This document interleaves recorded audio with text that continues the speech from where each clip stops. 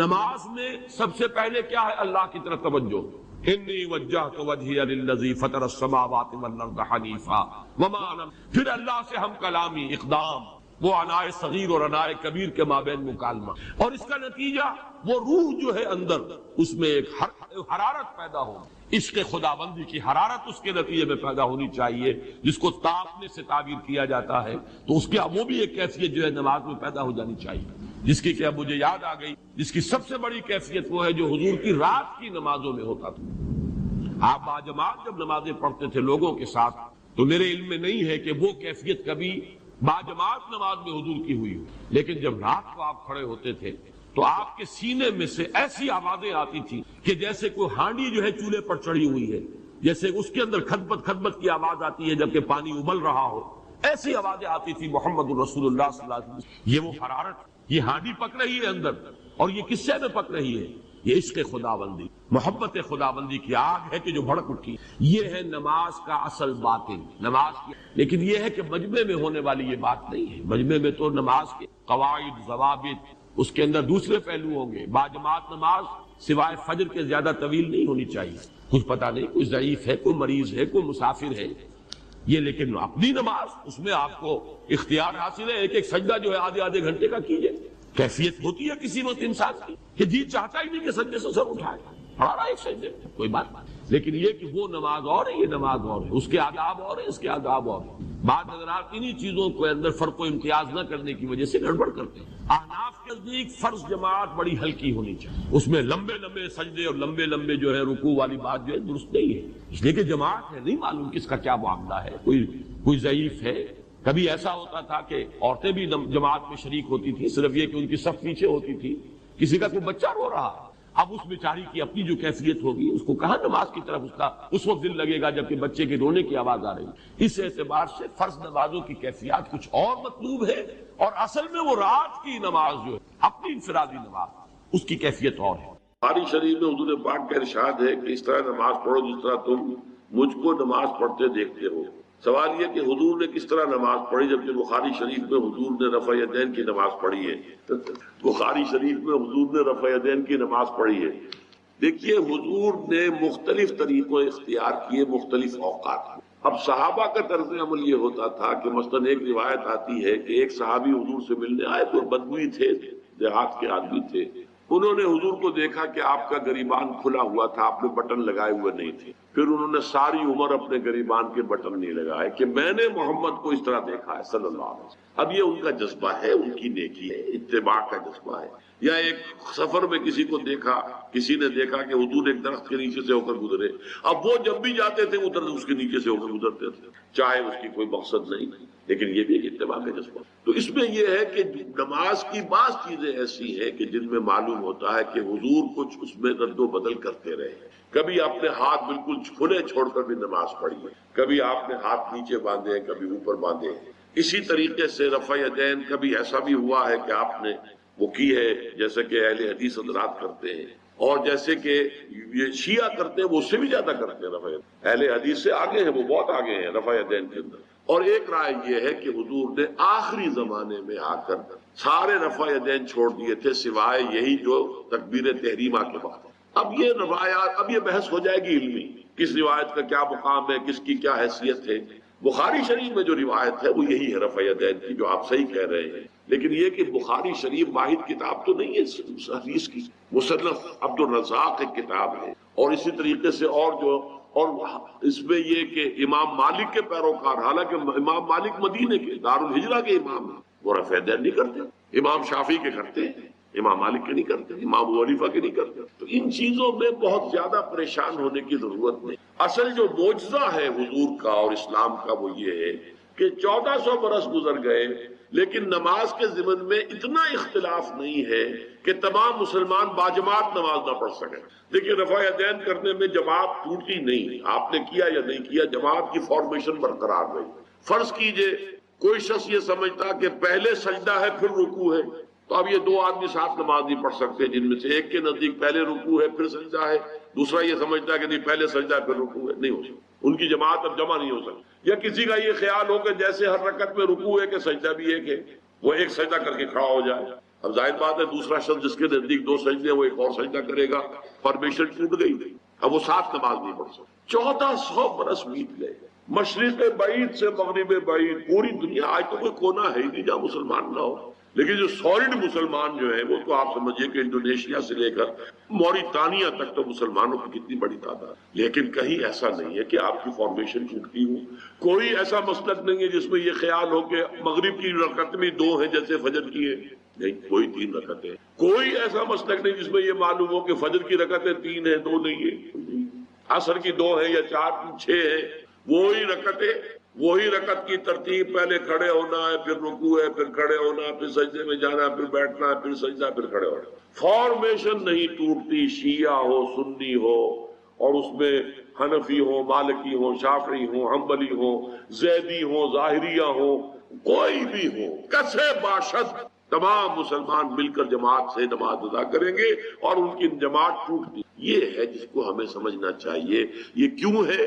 سلو کما رأیتمونی اصلی، کہ حضور کی کو جس طرح دیکھا صحابہ نے نماز پڑھتے ہوئے ویسے نماز پڑھ رہے ہیں، صحابہ نے ویسے نماز پڑھی، پھر آپ کے بعد تابعین نے اسی طریقے سے نماز پڑھی، پھر اس کے بعد تبع تابعین نے پڑھی، نسل بعد نسل منتقل ہو رہا۔ باقی تھوڑا تھوڑا اختلاف اگر ہے تو اس کے لیے زیادہ پریشان نہیں ہونا چاہیے۔ معزز حاضرین اور محترم خواتین، السلام علیکم ورحمۃ اللہ وبرکاتہ۔ آپ کے علم میں اس سے پہلے بھی آ چکا ہوگا اور ابھی بھی آپ کو یاد دہانی کرا دی کہ میری گفتگو کا موضوع ہے اللہ تعالیٰ کا انسانوں سے واحد مطالبہ۔ آپ حضرات سے بہت سے لوگ حیران بھی ہوئے ہوں کہ واحد مطالبہ کیا معنی؟ اللہ کے تو مطالبے بہت ہیں، نماز پڑھو 5 وقت، روزہ رکھو رمضان کا، صاحب نصاب ہو تو زکوٰۃ ادا کرو، اور صاحب استطاعت ہو تو حج کرو، اپنا مال خرچ کرو اللہ کی راہ میں، خنزیر مت کھاؤ، مردار مت کھاؤ، خون مت کھاؤ، اور جو چیزیں اللہ کے سوا کسی اور کے نام پر ذبح کی ان کا گوشت مت کھاؤ، شراب نہ پی، سود مت کھاؤ، جوا مت کھیلو۔ شریعت کے احکام جتنے بھی ہیں وہ اللہ کے مطالبات ہیں، لیکن مسئلہ یہ ہے کہ اگر ہم ایک لفظ میں کہنا چاہیں کہ ہمارا رب ہم سے کیا چاہتا ہے، ایک لفظ، اس کے لیے میں آپ کو ایک حدیث بھی سنا دوں۔ ایک بدو صحابی حضور کی خدمت میں حاضر ہوئے، دیہاتی تھے، انہوں نے عرض کیا کہ اے اللہ کے رسول، میں زیادہ باتیں نہ سمجھ سکتا ہوں نہ یاد رکھ سکتا، مجھے تو بس کوئی ایک بات ایسی بتا دو کہ میں اس کو مضبوطی سے تھام لوں اور میری نجات ہو جائے۔ حضور نے یہ نہیں فرمایا کہ یہ تم کیا بے وقوفی والا سوال کر رہے ہو، تو ایک بات تو نہیں ہے، دین کی تو بہت سی باتیں۔ آپ نے تو ہمیں بھی اصول بتایا ہے کہ کلموا الناس علی قدر عقولہم، لوگوں سے گفتگو کیا کرو ان کی عقل اور فہم کے مطابق۔ لہذا آپ نے جواب دیا قل آمنت باللہ فقد، بات ختم، کہو میں ایمان لایا اللہ پر، پھر اس پر جم جاؤ۔ اب یہ کہنا تو آسان ہے میں اللہ پر ایمان لایا، لیکن جم جانا، ثم استقم، اس استقامت میں قیامت میں۔ اسی طرح ایک لفظ میں اگر آپ اللہ تعالیٰ کے تمام احکام کو جمع کرنا چاہیں تو وہ لفظ عبادت۔ ابھی میں نے سب سے پہلے آپ کو سورہ نوح کی ابتدائی آیت سنائی۔ اللہ فرماتا ہے انا ارسلنا نوحا الی قومہ، ہم نے بھیجا تھا نوح کو اس کی قوم کی طرف، ان انذر قومک من قبل ان یاتیہم عذاب الیم، کہ اپنی قوم کو خبردار کر دو اس سے پہلے کہ دردناک عذاب آ جائے۔ اس حکم پر عمل کرتے ہوئے حضرت نوح نے کیا کہا؟ یا قوم اعبدوا اللہ واتقوہ واطیعون، اے میری قوم کے لوگوں اللہ کی عبادت کرو، اس کا تقوی اختیار کرو اور میری اطاعت کرو۔ تو آپ نے دیکھا ہوگا کہ مکی صورتوں میں، سورہ اعراف میں، سورہ یونس میں، سورہ شعراء میں بار بار اولو العزم رسول جو ہیں اللہ کے، حضرت نوح علیہ السلام، حضرت ہود علیہ السلام، حضرت صالح علیہ السلام، حضرت لوط علیہ السلام، حضرت شعیب علیہ السلام، حضرت ابراہیم علیہ السلام، حضرت موسیٰ علیہ السلام، حضرت عیسیٰ علیہ السلام، ان سب کی دعوت ایک ہے، یا قوم اعبدوا اللہ ما لکم من الہ غیرہ، اے میری قوم کے لوگوں اللہ کی عبادت کرو، اس کے سوا تمہارا کوئی معبود نہیں ہے۔ کہیں الفاظ آتے ہیں یا قوم اعبدوا اللہ واطیعون، اے میری قوم کے لوگوں اللہ کی عبادت کرو اور میری اطاعت کرو۔ ایک لفظ اگر ہے تو عبادت، اسی لیے میں نے آپ کو تیسری آیت سنائی سورہ زاریات کی، وما خلقت الجن والانس الا لیعبدون، میں نے جنوں اور انسانوں کو نہیں پیدا کیا مگر صرف اس لیے کہ میری عبادت کر۔ گویا کہ غرض تخلیق آدم انسانوں کی تخلیق کا مقصد یہ ہے کہ وہ اللہ کی عبادت، کس قدر اہم لفظ ہے۔ اسی کے لیے اس کی ترجمانی کرتے ہوئے کہا تھا شیخ سعدی رحمت اللہ علیہ نے، زندگی آمد برائے بندگی، زندگی بے بندگی شرمندگی۔ یہ میں آپ کو بتاؤں گا کہ عبادت کا سب سے بڑا حصہ جو ہے بندگی ہے، غلامی ہے، اطاعت۔ تو انسان کا مقصد تخلیق عبادت ہے۔ البتہ اس میں جو بات سمجھنے کی ہے وہ یہ، عبادت ہمہ تن، ہمہ وقت، ہمہ وجوہ درکار ہے۔ اللہ کی بندگی، اللہ کی غلامی، اللہ کی عبادت، اس کا تقاضا کیا ہے؟ ہر وقت، ہر آن، ہر لحظہ، ہر معاملے میں اللہ کا حکم۔ اس لیے کہ عبد کہتے تھے غلام کو، آج کل غلامی کا وہ کہیں نہیں۔ غلام اپنے آقا کی ملکیت ہوتا تھا، غلام کو جب چاہے آقا قتل کر دیتا تھا، اس پر کوئی مقدمہ نہیں تھا، نہ 302 کا، نہ 303 کا، نہ 304 کا، کوئی مقدمہ۔ بالکل ایسے جیسے آپ کی بکری ہو، آپ اس کو ذبح کریں، گوشت کھائیں، بانٹیں اپنے، تو کوئی آپ سے پوچھ سکتا ہے بکری کیوں ذبح کی؟ اسی طرح آقا جو ہے اپنے غلام کو اگر ذبح کرتا تھا تو کوئی اس سے نہیں پوچھتا تھا تم نے کیوں کیا، اس لیے کہ میرا غلام ہے، میرا غلام تھا، میں نے اس کو ذبح کر دیا۔ اچھا، آج ہمارے ذہن میں سب سے بڑا نقشہ آتا ہے ملازم کا۔ یہ ملازم جو ہے، جس نے ملازم رکھا ہے، امپلائر اور امپلائی ریلیشن شپ کیا ہے، زیادہ سے زیادہ وہی ہمارے سامنے آتا ہے۔ لیکن اس میں آپ نوٹ کریں کہ ملازم ہمہ وقت نہیں ہوتا، اس کی ملازمت کا وقت مقرر ہے۔ پہرا دار ہے، 12 گھنٹے پہرا دے گا رات کو، اس کے بعد جا کے سوئے گا۔ اگر وہ کھانا پکانے والا ہے، کھانا پکائے گا، کوئی اور کام آپ نہیں کہہ سکتے۔ آپ کہیں جا کے میرا ٹوائلٹ صاف کراؤ، وہ صاف کہہ دے گا، جناب میں آپ کا خانسامہ ہوں، میں آپ کا کھانا پکانے کی ملازم ہوا ہوں، ٹوائلٹ صاف کرنے کے۔ یہ ملازم جو ہے یہ ہمہ وقت نہیں، یہ ہمہ جہت نہیں ہے، ہمہ تن نہیں ہے۔ لیکن غلام جو ہوتا تھا، غلام کسی وقت بھی کار نہیں کرتا، رات کو 12-1 بجے آقا حکم دے وہ اس کو پورا کرنا ہوگا، جو حکم دے پورا کرنا ہوگا۔ لہذا اس غلامی کا تصور، عبد، عبد سے بنا عبادت۔ جیسے بندہ، فارسی میں عبد کا لفظ کیا ہے؟ بندہ، بندہ و آقا، تمیز بندہ و آقا فساد آدمیت ہے۔ لیکن وہ بندہ جو ہے جس سے بندگی بندہ، میں نے ابھی آپ کو شعر سنا دیا، زندگی آمد برائے بندگی، زندگی بے بندگی شرمندگی۔ تمہیں تو پیدا ہی کیا گیا اس لیے کہ ہماری عبادت، تمہارا مقصد تخلیق یہ ہے کہ ہماری عبادت۔ تو یہ عبادت ہے ہمہ تن، ہمہ وقت، ہمہ وجوہ، اللہ کی اطاعت، اللہ کی غلامی، اللہ کی بندگی۔ بدقسمتی سے ہمارے ہاں تصور، ہمارا جب زوال شروع ہوا ہے تو یہ کوئی 2-4 صدی کی بات نہیں، 1000 سال سے ہمارا زوال زوال زوال زوال زوال چلا آ رہا۔ اس زوال میں ہمارے مفہوم بدل گئے، ہمارے معنی بدل گئے، الفاظ کے، اصطلاحات کا مفہوم تبدیل ہو گیا ہے۔ اب ہم کیا سمجھتے ہیں؟ عبادت ہے نماز، روزہ، حج و زکوٰۃ، بس یہ عبادت ہے، اور عبادت بہت غلط بات ہے۔ سوچئے، اگر عبادت یہی ہے، نماز روزہ، تو کیا ہم 24 گھنٹے نماز پڑھتے ہیں؟ اللہ نے کہا میں نے پیدا ہی کیا عبادت کے لیے، تو کیا 24 گھنٹے روزہ رکھتے ہیں؟ کیا 12 مہینے روزہ رکھتے ہیں؟ کیا ہر وقت 24 گھنٹے نماز پڑھتے ہیں؟ یہ نماز، روزہ، زکوٰۃ، حج عبادات تو ہیں، وہ اصل عبادت ہے بندگی، اطاعت، غلامی، جو ہمہ وقت ہے، ہول ٹائم، ہمہ جہت، ہمہ وجوہ اللہ کی۔ البتہ اس میں چیز کا اضافہ ہے، اطاعت مجبوراً بھی ہوتی۔ آج سے 60 سال پہلے انگریز حکمران تھا ہم پر، ہمیں اس کی اطاعت کرنی پڑتی، لیکن ہمیں انگریز سے محبت تو نہیں۔ اسی طرح بنی اسرائیل غلام تھے آل فرعون کے، حکم تو مانتے تھے، بیگار میں پکڑے جاتے تھے، کام کرتے تھے، جانے بھی دیتے تھے، لیکن وہ فرعون سے محبت تو نہیں کرتے تھے۔ لہذا عبادت جب اللہ کی، وہ صرف اطاعت نہیں ہوگی بلکہ محبت کے اطاعت کی جائے، ہمہ وقت، ہمہ تن، ہمہ وجوہ، انتہائی در اللہ سے محبت۔ یہی وجہ ہے کہ 2 بڑی عظیم شخصیتیں، امام ابن تیمیہ اور حافظ ابن قیم رحمۃ اللہ علیہما، ان دونوں نے جو ڈیفینیشن کی ہے، ہاؤ ٹو ڈیفائن عبادت، عبادت ہے کیا؟ تو حافظ کیوں کہتے ہیں العبادت تجمع اصلین،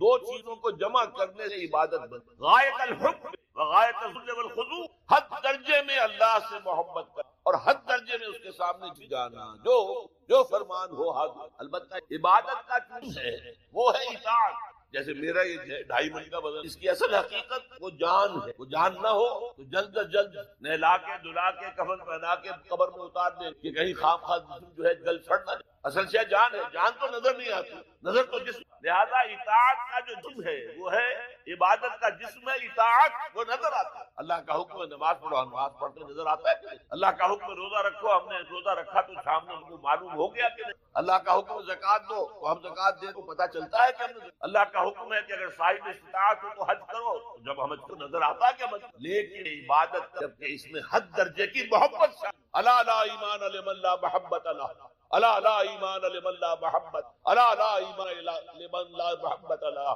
یہ محبت نہیں ہے، محبت اللہ کی نمبر 1 اور محبت اس کے رسول کی نمبر 2۔ محبتیں ہوں تو قرآن میں فرمایا گیا الذین آمنوا اشد حبا للہ، اشد حبا للہ۔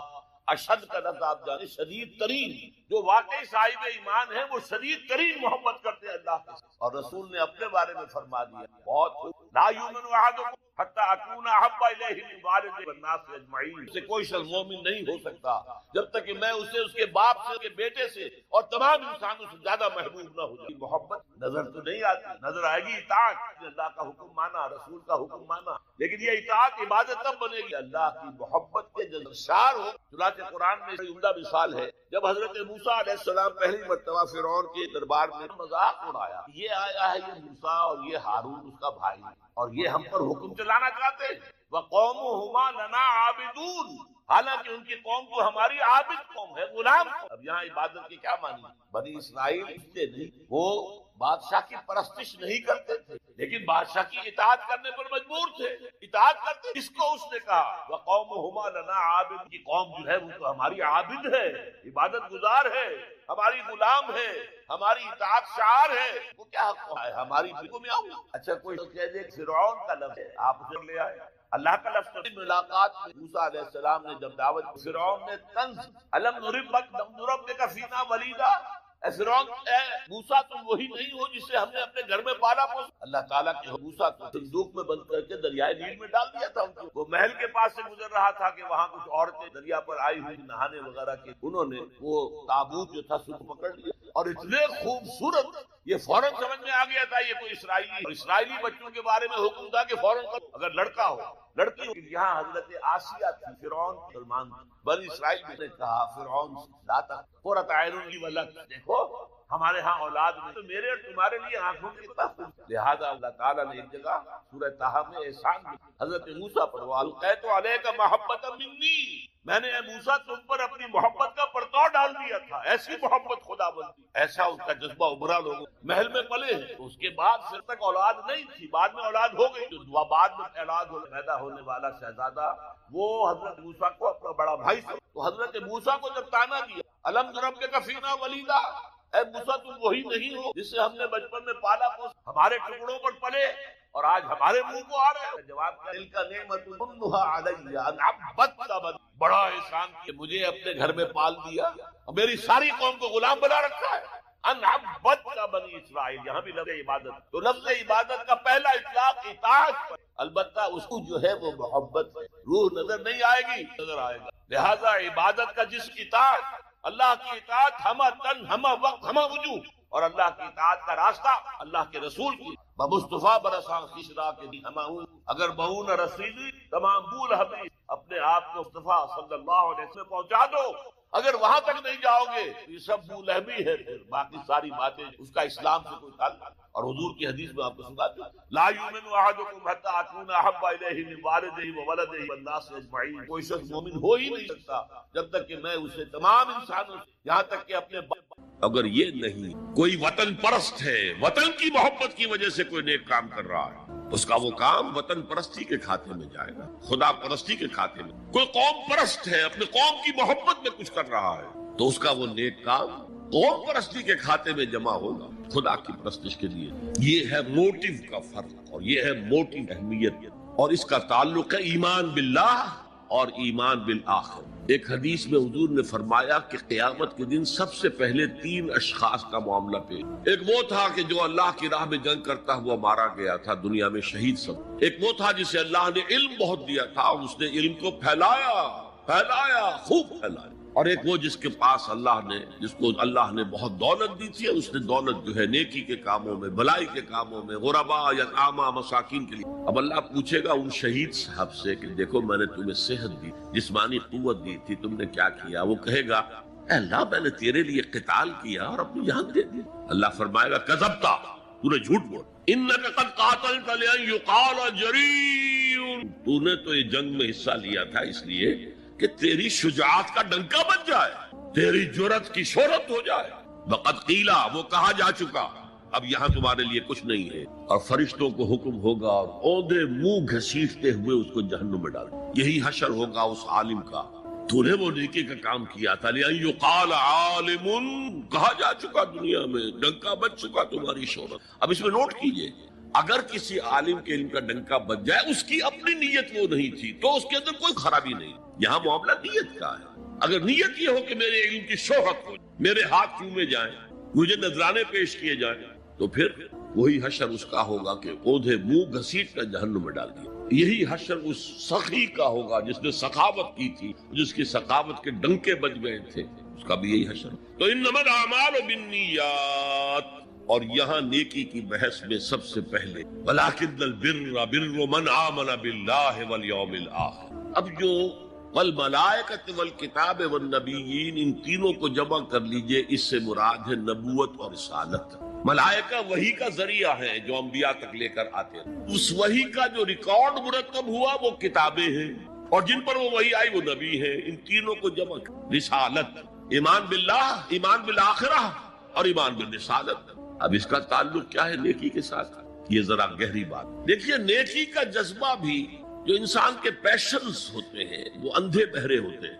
پیشنز، جذبات، نیکی بھی ایک جذبہ ہے۔ کبھی یہ جذبہ حد اعتدال سے تجاوز کر کے بدی بنا دیتا ہے، جیسے رہبانیت، ترک دنیا، شادی نہیں کروں گا، گھر گھرستی کا بکھیڑا مول نہیں لوں گا، بس اللہ سے لو لگاؤں گا۔ ظاہر بات ہے جس نے بھی فیصلہ کیا نیکی کے جذبے کے تحت، لیکن اس کا جو نتیجہ نکلا اکثر و بیشتر پھر حرام کاری ہوئی۔ آپ عیسائیت کی جو ہے ہسٹری آف کرسچین موناسٹسزم، اس کا مطالعہ کیجئے، انہوں نے خود لکھا ہے کہ بظاہر راہب خانے ہیں، راہب اور راہبائیں رہتی ہیں، اور ان کے تہخانوں میں حرامی بچوں کے قبرستان ہو جاتے ہیں۔ یہ نیکی کے جذبے نے بدی کو، حضور کے ساتھ ایسا ہوا۔ 3 اشخاص آئے، انہوں نے حضور کی ازواج مطہرات سے معلوم کیا آپ رات کو کتنا وقت نماز میں لگا، آپ مہینے میں کتنے نفلی روزے رکھتے۔ اب جو کچھ انہیں بتایا گیا، حضور کی زندگی کھلی کتاب تھی، بتا دیا گیا اتنا عرصہ جو ہے آپ رات کو تہجد پڑھتے ہیں، بتا دیا گیا مہینے میں اتنے روزے رکھتے۔ انہوں نے اسے کم فتقالوہا، قلیل سمجھا کہ یہ تو زیادہ نہیں ہے۔ ہمارا تو خیال تھا کہ آپ ساری رات ہی کھڑے رہتے ہوں، لیکن اپنے دل کو مطمئن کرنے کے لیے کہ حضور کی کہیں توہین بھی نہ ہو جائے، کہا جی انہیں تو ضرورت نہیں ہے، وہ تو معصوم ہی ہیں، ان کی خطائیں اول تو ہوتی نہیں، اگر کوئی ہے بھی تو اللہ نے کہہ دیا قد غفر اللہ لک ذنبک ما تقدم منہا وما تاخر، اللہ نے تو معاف کر دی اگلے پچھلے سارے گناہ، میرے لیے یہ کام۔ ایک نے کہا میں پوری رات عبادت کروں گا، اپنی قبر بستر سے نہیں۔ دوسرے نے کہا کہ میں ہمیشہ ہر روز روزہ رکھوں گا، کبھی افطار نہیں۔ تیسرے نے کہا میں کوئی شادی بیاہ نہیں کروں گا، ایک ککیڑ میں نہیں پڑھوں گا۔ حضور کو خبر ہو گئی، آپ نے طلب فرمایا اور غصے کے انداز میں وہ الفاظ کہے کہ جو حضور سے بالکل متوقع نہیں۔ واللہ انی لاتقاکم واخشاکم، خدا کی قسم میں تم سب سے زیادہ متقی ہوں اور سب سے زیادہ اللہ سے ڈرنے والا ہوں، لیکن میرا طریق یہ ہے کہ میں رات کو سوتا بھی ہوں اور نماز بھی پڑھتا ہوں، میں روزہ رکھتا بھی ہوں، ناغہ بھی کرتا ہوں، میں نے شادیاں کی ہیں، متعدد ازواج میرے گھروں میں ہیں۔ فمن رغب عن سنتی فلیس منی، جو بھی میری سنت سے ہٹا وہ مجھ میں سے نہیں ہے، میرا امتی نہیں۔ تو نیکی کا جذبہ بھی حد اعتدال سے تجاوز کے بدی کو جنم دے۔ ایک صحابی، نوجوان صحابہ میں سے عبداللہ ابن عمرو ابن العاص، عجیب یہ بات ہے کہ باپ جو ہے بہت بڑا سیاستدان، بہت بڑا جری سپہ سالار، بہت بڑا حکمران، حضرت عمرو بن العاص، بیٹا نہایت زاہد و عابد، مرتاس، زاہد مرتاس، ساری رات کھڑے ہیں، بستر سے کمر ہی نہیں، ہر روز روزے۔ یہ خبر دی گئی حضور کو تو آپ نے طلب فرمایا یا عبداللہ اولم اخبر انک تقوم اللیل وتصوم النہار، اے عبداللہ مجھے یہ خبر نہیں دی گئی ہے، یعنی یہ بات جو ہے صحیح ہے کہ نہیں کہ تم ساری رات عبادت کرتے ہو، ہر روز روزہ رکھتے ہو؟ کیا کہہ سکتے تھے؟ بلا یا رسول اللہ، حضور ایسا تو ہے۔ فرمایا لا تفعل، ہرگز ایسا مت کرو، فإن لزوجك عليك حقا وإن لزورك عليك حقا بل إن لنفسك عليك حقا، تمہارے نفس کے بھی تم پر حقوق ہیں، تمہاری بیوی کے بھی تم پر حقوق۔ ان کی زوجہ سے کسی نے پوچھا تھا تم ہمیشہ میلی کچیلی رہتی ہو، کبھی ہم نے تمہیں کسی اچھے لباس میں کوئی جسے سنگھار کہہ دیتے کہ یہ میں نے دیکھا؟ تو ان کا کہ مجھے کیا غرض ہے، تمہارے بھائی کو تو مجھ سے کوئی غرض ہے ہی نہیں، میں کس کے لیے بناؤ سنگھار کروں؟ یہ بھی الفاظ آتے ہیں۔ فرمایا ہرگز مت کرو، میں تو کرتا ہوں، میں روزے بھی رکھتا ہوں لیکن نہیں بھی رکھتا، میں نماز پڑھتا ہوں لیکن سوتا بھی، میری بیویاں ہیں متعدد، تو میری سنت اگر تم نے چھوڑ دی تو تمہارا مجھ سے کوئی تعلق نہیں ہوگا۔ اس کا مطلب کیا ہوا؟ تو سبب نیکی کا ایک ماڈل بھی سامنے رہنا چاہیے جس میں توازن ہو، اعتدال۔ انبیاء وہ توازن پیش کرتے ہیں اپنے کردار اور شخصیت کے ذریعے۔ وہ جو فرمایا گیا لقد کان لکم فی رسول اللہ اسوۃ حسنہ، تمہارے لیے اللہ کے رسول کی شخصیت میں ایک اچھا نمونہ ہے، یہ نمونہ معتدل متوازن ہے۔ حضرت عائشہ فرماتی ہیں حضور ہمارے مابین تشریف فرما ہوتے تھے، پیار اور محبت کی باتیں بھی ہوتی تھی۔ حضور ہمارے ہاں کے جو ذرا زیادہ دیندار، جنہیں زیادہ مسالہ لگ جاتا ہے، وہ کرخت مزاج کے گھروں میں بھی معلوم ہوا داخل کیا ہوا قیامت آ گئی ہے، تو اس طرح کا نہیں تھا معاملہ۔ اپنی بیویوں کی دل جو ان سے محبت اور پیار کی باتیں، لیکن حضرت عائشہ فرماتی ہے کہ ہمارے درمیان بیٹھے ہوتے تھے اور پیار و محبت کی گفتگو ہو رہی ہوتی تھی، اذان کی آواز آتے ہی ایسے ہی اٹھ کر چل دیتے تھے جیسے ہمیں جانتے بھی نہیں کہ ہم کون ہیں۔ یہ توازن پیدا کرو، ترک دنیا نہیں، دنیا میں رہو اور پھر وہ کردار پیش کرو جو محمد نے پیش کیا صلی اللہ علیہ وسلم اور آپ کے صحابہ نے۔ دنیا میں رہتے ہوئے ترک دنیا اس معنی میں دنیا مقصود نہ بن جائے، مطلوب نہ بن، لا مقصود الا اللہ، لا مطلوب الا اللہ، لا محبوب الا اللہ۔ تو یہ ہے اس نیکی کی بحث میں ایمان برسالت۔ اب آگے چلتے ہیں۔ وَآتَ الْمَالَ عَلَىٰ حُبِّهِ، اور دیتا ہے وہ اپنا مال، یا دیا اس نے اپنا مال اس مال کی محبت کے باوجود، علی الرغم۔ جن حضرات نے ترجمہ کیا ہے کہ اللہ کی محبت کی وجہ سے ہی اللہ کی محبت میں وہ مال دیتے ہیں، یہ غلط ہے۔ جو بحث ہو چکی ہے، موٹیویشن تو ان کی درست ہو گئی، ایمان باللہ، ایمان بالآخرہ سے، اب آگے اس کے تکرار کی ضرورت نہیں ہے۔ اور عربی میں کسی کی محبت میں کوئی شے آئے تو فی یا لام آئے گا، علی آتا ہے مخالفت کے لیے، علی الرغم۔ مال محبوب ہے، کس کو نہیں ہے؟ زین للناس حب الشہوات من النساء والبنین والقناطر المقنطرۃ من الذهب والفضة والخیل المسومۃ والانعام والحرث۔ انسان کی سرشت کو اللہ سے زیادہ جاننے والا کون ہے؟ وہ فرما رہا ہے، سورہ آل عمران کی آیت ہے، مزین کر دی گئی ہے انسانوں کے لیے محبت بیویوں کی، بیٹوں کی، اور ڈھیروں مال کی، سونے کی اور چاندی کی، اور گھوڑے وہ کہ جو پیڈگری والے ہوں اور جو بہت اعلیٰ نسل کے ہوں، خیل المسومہ، نشان زدہ گھوڑے، اور مال ہو، بھیڑیں بکریوں کے گلے ہوں، اور گائے اور بیل ہوں، اور یہ ساری چیزیں محبوب ہیں۔ اس محبت کے خلاف عمل کرتے ہوئے مال خرچ کرنا تبھی تو مجاہدہ ہے۔ تو جیسے اردو میں ہم علی الرغم کہتے ہیں، علی الرغم، باوجود اس کی محبت کے وہ خرچ کر۔ اب یہاں جو اصل نوٹ کرنے کا نقطہ ہے وہ دیکھیے، اسلام کا جو نظام ہے دنیاوی، اس میں ایمان کے بعد پہلی شے نماز۔ وہ جو کہا گیا ہے کہ قیامت کے دن سب سے پہلا محاسبہ نماز کا، اور جب ہماری مسجدوں کے اندر لکھے ہوتے تھے فارسی کے اشعار، روز محشر کے جان گداز بود اولی پرسش نماز۔ اجازت تو یقیناً کوئی شخص بھی منسوخ نہیں کر سکتا، وہ حضور کی طرف سے اجازت تھی، لیکن یہ ہے کہ یہ حدیثیں موجود ہیں کہ عورت کی نماز اپنے گھر میں افضل ہے مسجد کی نماز۔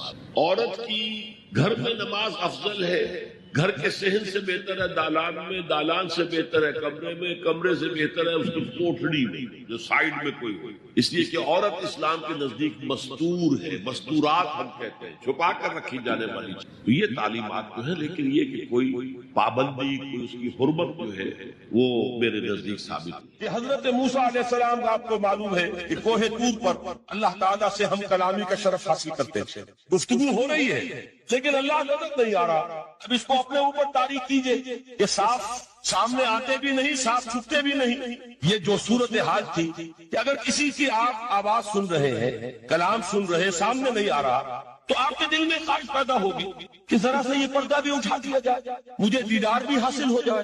لہذا سورہ اعراف میں ہے جب کئی بار یہ شرف ہم کلامی حاصل ہوا اللہ سے، تو حضرت موسیٰ علیہ السلام نے بڑی ہمت سے کام لیا، بڑی جرت کی درخواست کر دی، رب ارنی انظر الیک، یہ جو پردہ بیچ میں حائل کیا ہوا ہے پروردگار، تو میرا شوق دیکھ، میرا اشتیاق دیکھ، تو مجھے ذرا دیدار بھی عطا ہو جائے. اس پر کیا بات کہی گئی؟ لن ترانی، موسیٰ تم مجھے ہرگز نہیں دیکھ سکتے، تم اس جسد ظاہری کے ساتھ، اس جسد مادی کے ساتھ، ان عنصری آنکھوں سے میرا دیدار نہیں کر سکتے. ولیکن انظر الی الجبل، دیکھو ہم تمہیں ایک مثال دیے دیتے ہیں، ذرا اس پہاڑ کی طرف دیکھو، ہم اپنی ایک تجلی اس پر ڈالیں گے. فَإِنِ اسْتَقَرَّ مَكَانَهُ فَسَوْفَ تَرَانِي، اگر وہ پہاڑ ہماری تجلی کو جھیل جائے، تحمل کر لے، تو تم بھی سوچنا کہ شاید ہمیں دیکھ سکو.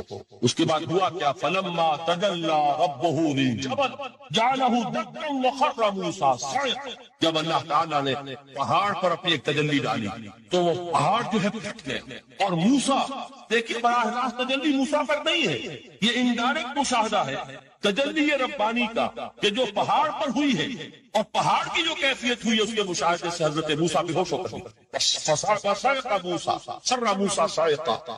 یہ ہے وہ مثال جو یہاں دی ہے قرآن کے لیے. او انزلنا هذا القرآن على جبل لرأيته خاشعا متصدعا من خشية الله. نتیجہ کیا نکلی؟ انفر کیجئے، استدلال، استنتاج. نتیجہ یہ نکلا کہ جو تاثیر تجلی ذات ربانی کی ہے وہی تاثیر کلام ربانی کی ہے، صرف یہ ہے کہ ہمیں اس کا شعور نہیں، ہمیں اس کا ادراک نہیں. یہ بالکل ذات کی تجلی کی جو تاثیر تھی وہی قرآن خود بیان کر رہا ہے کہ اس کلام ربانی کی. اس کو بھی علامہ اقبال نے خوب کہا ہے، فاش گویم آنچ در دل مزمرست، صاف کہہ دیتا ہوں جو کچھ میرے دل میں ہے، این کتابیں نیست چیزیں دیگرست. اسے کتاب نہ سمجھ بیٹھنا قرآن کو، یہ کتاب نہیں ہے، کچھ اور ہے. کچھ اور کیا ہے؟ مثل حق پنہاں ہم پیداستو، زندہ و پائندہ و گویاستو. یہ تو جیسے اللہ تعالیٰ کی ذات ہے، مثل ذات حق سبحانہ و تعالیٰ کی طرح یہ زندہ ہے، پائندہ ہے. مثل حق آئندہ و گویاستو، یہ جو ہے زندہ ہے، یہ متکلم ہے، کلام نہیں ہے. کل صفات ربانیہ جو ہے ظاہر اور باطن، مثل حق پنہا، ظاہر و پنہا، اور حی و قیوم جیسے اللہ کی ذات ہے، وہی صفات اس کلام کی. اور اس کے بعد وہ شعر آیا تھا جو میں پہلے سنا چکا ہوں، چوں بجاں در رفت جاں دیگر شب. جب یہ قرآن کسی انسان کے اندر سرایت کر جاتا ہے، اس کے دل پر نازل ہوتا ہے. دیکھیے یہ الفاظ آپ کو کہیں اور نہیں ملیں گے. میرے نزدیک جہاں علامہ اقبال اس دور میں قرآن کی عظمت کا سب سے بڑا ثبوت ہے، وہاں عظمت قرآنی کے سب سے زیادہ واقف اور اس کا سب سے زیادہ شعور رکھنے والے بھی علامہ اقبال. یہ الفاظ آپ کو کہیں نہیں مل سکیں گے کہ مثل حق پنہا ہم پیداستو، زندہ و پائندہ و گویاستو، چون بجاں در رفت جہاں دیگر شود، جہاں چو دیگر شد جہاں دیگر شود. جب یہ انسانوں کے اندر سرایت کر جاتا تھا، ان کے اندر ایک انقلاب آ جاتا، اور یہ اندر کا انقلاب ہے جو ایک عالمی انقلاب کا پیش خیمہ بنتا تھا. آپ آرڈیننس کے ذریعے سے نمازیں پڑھوائیں گے تو پھر نماز وہی پڑھی جائے گی جو آفس ٹائم میں آئے گی. اور کیوں پڑھیں گے؟ وہ تو آرڈیننس کے ذریعے سے پڑھائی جا رہی ہے. اس کا حشر تو وہ ہوگا جو ہمارے ہاں دیکھا جا چکا ہے. اور اس وقت بھی اس زمانے میں نے یہ سنا ایک جگہ کہ کلاس 4 امپلائیز جو ہیں، تو شروع میں جب آرڈیننس نافذ ہوا تھا ہمارے ہاں تو دفتروں میں بڑا اہتمام ہوا، آفیسرز نے خاص طور پر بڑے اہتمام سے ظہر کی نماز پڑھنی شروع کی. لیکن مجھے بتایا گیا کہ کلاس 4 امپلائیز جو ہیں ہمارے، یہ ڈرائیورز ہیں، پی اینز ہیں، یہ کھڑے ہنستے رہتے ہیں، شریک نہیں ہوتے. میں نے ان سے کہا وہ اس لیے کہ انہیں معلوم ہے کہ آپ بھی تو یہی پڑھ رہے ہیں صرف نماز، باقی آپ کے ڈرائیور سے اور آپ کے خانسامہ سے یہ بات چھپی ہوئی نہیں ہے کہ اثر آپ نے بھی نہیں پڑھنی، یہ صرف زور ہے جو آپ پڑھ رہے ہیں. تو یہ اصل میں اندر کا انقلاب جب تک نہ آئے، باہر کا ٹھوسا ہوا انقلاب، وہ تو جب پریشر ہٹ جائے گا تبدیلی ختم ہو جائے. چوں بجاں در رفت جاں دیگر شبد، اندر انقلاب آئے. جب اندر تبدیلی ہو جائے گی اب انسان کا پورا وجود بدلے گا، پھر اس کے اندر سے تبدیلی جو ہے وہ ابھرے گی، اسے کسی خارجی دباؤ کی ضرورت نہیں ہوگی۔ جہاں تو دیگر سوچ جہاں دیگر شمن، اور جب انسانی شخصیتوں کے اندر یہ انقلاب اندر سے آتا ہے تو پھر وہ عالمی انقلاب بنتا ہے، جیسے کہ محمد رسول اللہ کا انقلاب۔ واقعہ یہ ہے کہ اگر جوش کانسپیریسی، عبداللہ ابن سبا کی سازش اگر کامیاب نہ ہو گئی ہوتی اور مسلمانوں کے اندر آپس کا اختلاف اور سر پھٹول نہ ہو جاتا، جو حضرت عثمان کی شہادت، پھر حضرت علی کی شہادت رضی اللہ تعالی عنہما، اور حضرت علی کی دوران خلافت کی آپس کے جو بھی جنگیں ہوئی، جنگ جمل، جنگ صفین، جنگ نہروان، اگر یہ نہ ہوئی ہوتی تو جس سپیڈ کے ساتھ اور رفتار کے ساتھ انقلاب محمدی کی توسیع ہو رہی تھی علی صاحب الصلاۃ والسلام، کوئی طاقت دنیا میں نہیں تھی۔ اقبال نے اس کا بھی نقشہ کھینچا ہے کہ تھمتا نہ تھا کسی سے سیل رواں ہمارا، وہ سیل رواں تھا، کوئی روکنے والا نہیں۔ انٹرنل سیبوٹاج وہ ہے کہ جس نے اس انقلاب کا راستہ روکا۔ تو واقعہ یہ ہے کہ وہ اندرونی انقلاب حضور نے برپا کیا قرآن کے ذریعے صحابہ میں، اندر سے جو انقلاب تھا اس نے عرب میں ایک انقلاب کی شکل اختیار کی، اور یہ انقلاب جو ہے اتنی اپنے اندر قوت رکھتا تھا، اتنی پوٹینشیلٹی تھی اس کی کہ وہ 20 برس کے اندر کہاں آکسس دریائے جیہو، کہاں اٹلانٹک، تصور تو تاریخ میں اس سے پہلے اتنی بڑی کوئی مملکت قائم ہوئی نہیں، کہاں یمن اور کہاں ایشیا کوچک، ایشیا مائنر ٹرکی، یہاں سے وہاں اور وہاں سے یہاں، اتنی عظیم مملکت حضرت عثمان رضی اللہ تعالیٰ عنہ کے خلافت میں ہو چکی تھی۔ یہ بات اگر یہ چلتا معاملہ آگے تو کوئی قوت اب نہیں رہی تھی، سلطنت روما ختم ہو چکی تھی، سلطنت کسریٰ ختم ہو چکی تھی، بچتے اڑ گئے تھے، صرف طاقت رہ گئی تھی جو سیلاب کا راستہ روکتی۔ یہ وہ یہودی سازش ہے جس نے اندر سے سیبوٹاج کیا۔ بہرحال یہ ہے انقلاب محمدی کا طریقہ، اندر سے تبدیلی۔ اسی کو علامہ اقبال نے کہا ہے، تیرے ضمیر پہ جب تک نہ ہو نزول کتاب، گرہ کشا ہے نہ راضی نہ صاحب کشاف۔ یہ قرآن اب بھی تم ایسے محسوس کرو کہ جیسے تمہارے دل پر نازل ہو رہا ہے۔ اور مجھے یاد آیا امام ابن قیم رحمۃ اللہ علیہ، ان کا ایک بڑا پیارا جملہ، وہ کہتے ہیں قرآن کے بعض پڑھنے والے ایسے ہیں کہ جب وہ قرآن کو پڑھتے ہیں تو یوں محسوس کرتے ہیں کہ قرآن مصحف میں لکھا ہوا نہیں ہے، ان کے اپنے دل کے اوپر کندہ ہے، اوپر سے پڑھ رہے ہیں، یعنی اتنی کامل مطابقت وہ محسوس کرتے ہیں، اپنی فطرت، ہیومن نیچر اور قرآن کے اندر اتنی مطابقت ہے، اس طرح وہ ٹیلی کرتے ہیں ایک دوسرے کے ساتھ کہ محسوس ہوتا ہے کہ وہ کتاب ان صفحات میں لکھی ہوئی نہیں ہے بلکہ لوح قلب پر لکھی ہوئی ہے کہ جہاں سے وہ انسان اسے پڑھ رہا ہے۔ تو پہلی بات تو قرآن مجید کی آیت کے حوالے سے اس پہلو سے ہمارے سامنے آئی کہ جو تاثیر ہے ذات ربانی کی تجلی کی، وہی تاثیر ہے اس قرآن مجید کی، بشرطے کہ ہمارے دل جو ہیں وہ کچھ اپنے اندر اس استعداد اور صلاحیت کو پیدا کرے۔ دوسرا مقام ہے سورہ یونس کا۔ کسی کلام کی عظمت کا دوسرا پہلو ہو سکتا ہے اس کی افادیت کے اعتبار سے، اس سے فائدہ کیا ہوگا نوع انسانی کے لیے۔ دیکھیے 2 آیات یہ عظیم خزانے ہیں عظمت قرآن کے سورہ یونس میں، یا ایھا الناس، اے لوگو، قد جاءتکم موعظۃ من ربکم وشفاء لما فی الصدور وہدی ورحمۃ للمؤمنین۔ 4 الفاظ نوٹ کر لیجیے۔ اے لوگو، آ گئی ہے تمہارے پاس وہ چیز تمہارے رب کی طرف سے جو موعظہ ہے۔ موعظہ کسے کہتے ہیں؟ نصیحت۔ اس بات کو ذرا سمجھ لیجیے ترتیب کیا ہے۔ نصیحت اسے کہتے ہیں، یہ یاد دلایا ایک صاحب نے، تو سورہ رحمان کی ابتدائی آیات کا بیان تو رہ گیا، وہ رہا نہیں، میں نے پڑھا کسی اور ترتیب سے تھا، بیان کسی اور ترتیب سے کر رہا ہوں۔ پڑھنے میں 4، 2 اور 1، اور اب جو میں بیان کر رہا ہوں پہلے 1 آیت سورہ حشر کی جو بیان کی، اب 2 آیات ہیں سورہ یونس۔ لوگوں، تمہارے پاس آ گئی ہے تمہارے رب کی طرف سے موعظت، اور تمہارے سینوں کے اندر جو روگ ہیں ان کے لیے علاج۔ توجہ کیجیے گا، ہم نے قرآن کو کیا سمجھا ہے؟ صرف ایک مقدس کتاب، ایک حصول ثواب یا ایصال ثواب کا آلہ۔ قرآن ہے کیا؟ نمبر 1 موعظہ۔ موعظہ کسے کہتے ہیں؟ وعظ اسے کہتے ہیں وہ بات جس سے دل نرم ہو جائے، دل کے اندر گداز پیدا کرنے والی شے۔ وجہ کیا ہے؟ اعلیٰ سے اعلیٰ حکیمانہ بات کسی سے کہی جائے، دل سخت ہے، اثر نہیں ہو، ایک کرست آ جاتا ہے انسان کے دل کے اوپر، جیسے کہ یہود کے علماء کے بارے میں فرمایا گیا، ثم قست قلوبکم فہی کالحجارۃ او اشد قسوۃ وان من الحجارۃ لما يتفجر منه الانہار وان منها لما يهبط من خشیۃ اللہ وان منها لما يشقق فيخرج منه الماء اے لوگوں پھر تمہارے دل سخت ہوتے چلے گئے، پھر وہ پتھروں کے مانند سخت ہو گئے، بلکہ ان سے بھی زیادہ سخت، اس لیے کہ پتھروں میں تو وہ بھی ہوتے ہیں کہ جو اللہ کے خوف سے گر جاتے ہیں، پتھروں میں وہ بھی ہوتے ہیں کہ جو اللہ کی خشیت سے پھٹ جاتے ہیں، ان میں سے پانی بہ نکلتا ہے۔ پتھر تو اس طرح کے ہیں، لیکن انسان کا دل جب سخت ہو جائے، جب پتھر بن جائے، تو کوئی شے دنیا کی اس کی سختی کا مقابلہ نہیں کر سکتی۔ پہلے اس سختی کو نرم کریں گے، جیسے زمین ہے چٹیل زمین، اس زمین کے اندر ہل چلے گا تو بارش جو ہے فائدہ دے گی، اس کو آپ زمین کو نرم کرتے ہیں تاکہ وہ بارش کو جذب کرے، ورنہ چٹیل زمین ہے سخت، وہ پانی بہ جائے گا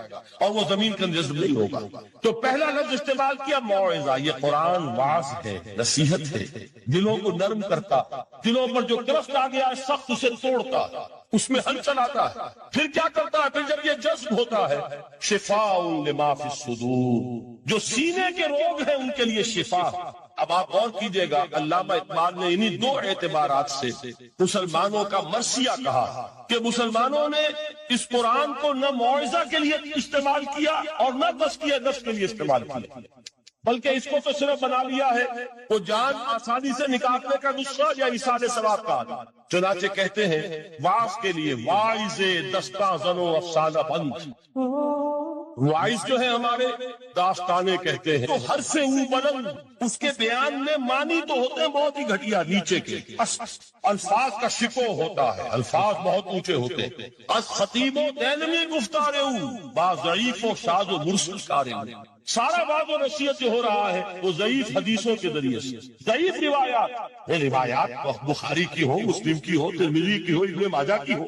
کہا خطیب بغدادی اور دینمی وہ کتابیں کہ جن کی کوئی سند نہیں ہے، وہاں کی روایات کے ذریعے سے لوگوں کو تسکیر کرنے کی کوشش کر رہے ہیں۔ با ضعیف و شاذ و مرسل کارے، ضعیف روایات، شاذ روایات، مرسل روایات جن کا سلسلہ روایت محمد رسول اللہ تک متصل نہیں ہے، اس کے ذریعے سے کر رہے ہیں۔ حالانکہ موعظہ، سب سے بڑا موعظہ یہ قرآن تھا۔ قرآن کہتا ہے خود فذکر بالقرآن من یخاف وعید، اے محمد صلی اللہ علیہ وسلم آپ اس قرآن کے ذریعے نصیحت کیجیے، یہ قرآن ہے جو دلوں کی سختی کو ختم کرے گا، گداز پیدا کرے گا۔ دوسری طرف علامہ اقبال کیا کہتے ہیں کہ جہاں تک ہمارے ہاں جو بھی تصوف کے معروف حلقے ہیں، صوفیاء حق کی بات نہیں کہہ رہا، وہاں قوالی ہو رہی ہوگی تو حال آ جائے گا۔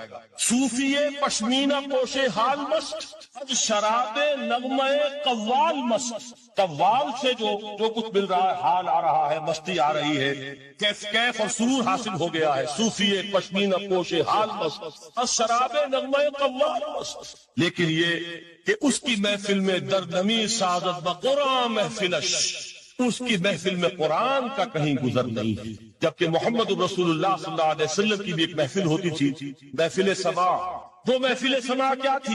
حضور صحابہ سے فرمائش کر کے قرآن سنتے تھے۔ حضرت عبداللہ ابن مسعود رضی اللہ تعالیٰ عنہ کی روایت موجود ہے کہ مجھے ایک مرتبہ حکم دیا حضور نے کہ قرآن سناؤ۔ میں نے عرض کیا حضور آپ کو سناؤں؟ آپ پر تو نازل ہوا ہے۔ تو حضور نے فرمایا نہیں، مجھے کسی اور سے سن کر کچھ اور لطف حاصل ہوتا ہے۔ اب امتثال امر میں حضرت عبداللہ ابن مسعود رضی اللہ تعالیٰ عنہ نے سورہ نساء پڑھنی شروع کی۔ 41ویں آیت پر پہنچے، چشم تصور سے دیکھیے کہ حضور بھی تشریف فرما ہے، صحابہ کرام کی محفل ہے، اور صحابہ کیسے بیٹھا کرتے تھے ادب کے ساتھ۔